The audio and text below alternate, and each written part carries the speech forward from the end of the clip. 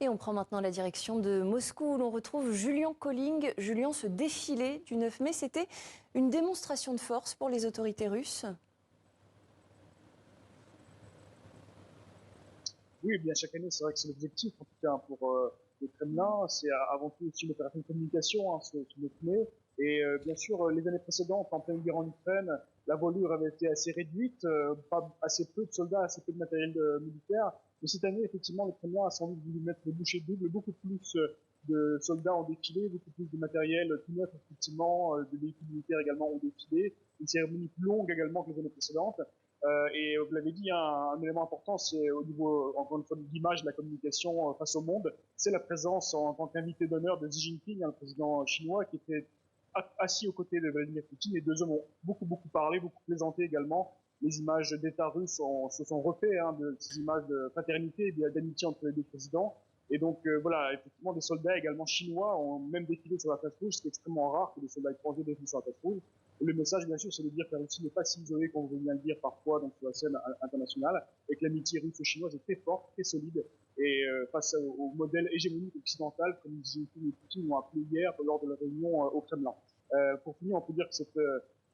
pardon, je crois que vous avez une question en plus, excusez-moi. Merci beaucoup, Julian Colling, correspondant en Russie. Et pour aller plus loin, eh bien, nous sommes à présent avec Louise Souverbi. Bonsoir et merci beaucoup d'être avec nous. Vous êtes chercheuse à l'IRIS, l'Institut de Relations internationales et stratégiques. Vous êtes spécialiste des questions de défense européenne et de l'industrie de l'armement.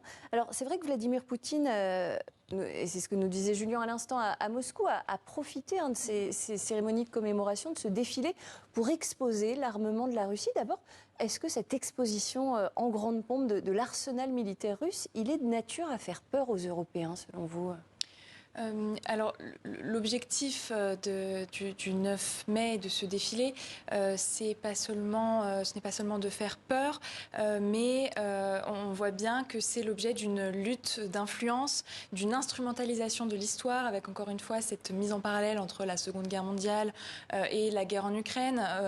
Et dans les deux cas, le Kremlin revendique une lutte contre le nazisme, y compris dans cette guerre en Ukraine. Donc c'est ça le message qui est envoyé aussi. Et concernant l'arsenal militaire russe, ce qui est très important et ce qui a été souligné dans votre reportage, c'est l'exposition des drones. C'est vrai qu'ils sont d'une grande importance dans le conflit en Ukraine. De manière assez ironique, dans les jours qui ont précédé, ce sont des drones ukrainiens, un drone naval armé de missiles occidentaux qui ont abattu des avions russes. Donc finalement, c'est assez ironique de les voir exposés aujourd'hui. Et la Russie mise effectivement beaucoup sur la production de drones, donc aériens, mais aussi de drones navals qui, aujourd'hui, lui donnent aussi une capacité d'action en mer Baltique. Et ça, effectivement, c'est de nature à présenter une menace pour les Européens, et notamment pour leurs infrastructures sous-marines en mer Baltique. Alors justement, l'Europe aujourd'hui en est à un moment clé de son histoire. Il y a cet impérialisme ou cet expansionnisme russe, il y a l'abandon des États-Unis. Où en sont concrètement les Européens aujourd'hui en matière de réarmement ? Vous avez raison de souligner ce contexte assez exceptionnel et qui est un moment de tournant pour l'Europe. Qui pose effectivement la question de pourquoi ce réarmement.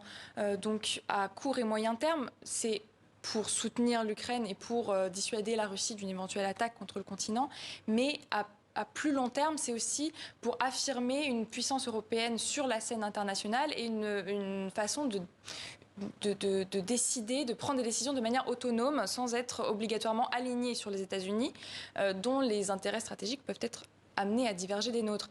Et concrètement, ce qui est sur la table des négociations aujourd'hui, la question qui est vraiment au cœur des négociations, ça va être celle du financement. On a vu passer des montants assez astronomiques pendant les derniers jours, donc c'est important de faire un petit peu le point sur ces différentes sommes. Donc les 800 milliards qui ont été annoncés par Ursula von der Leyen ont beaucoup fait parler.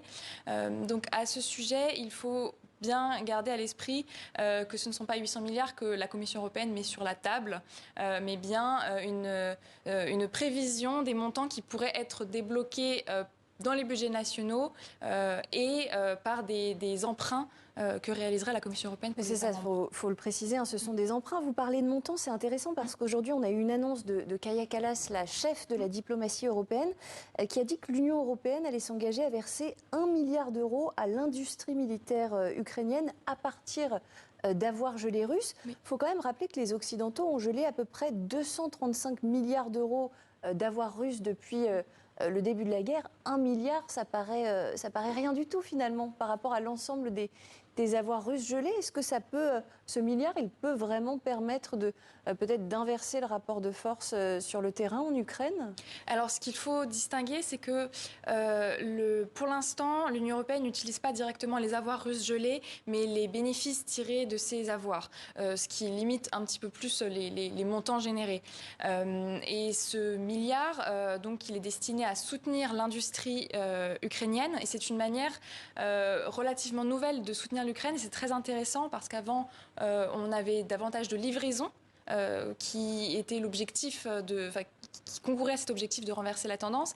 Et aujourd'hui, c'est plutôt un objectif de soutenir directement l'industrie ukrainienne. Donc 1 milliard, c'est déjà quelque chose d'assez conséquent pour soutenir l'Ukraine.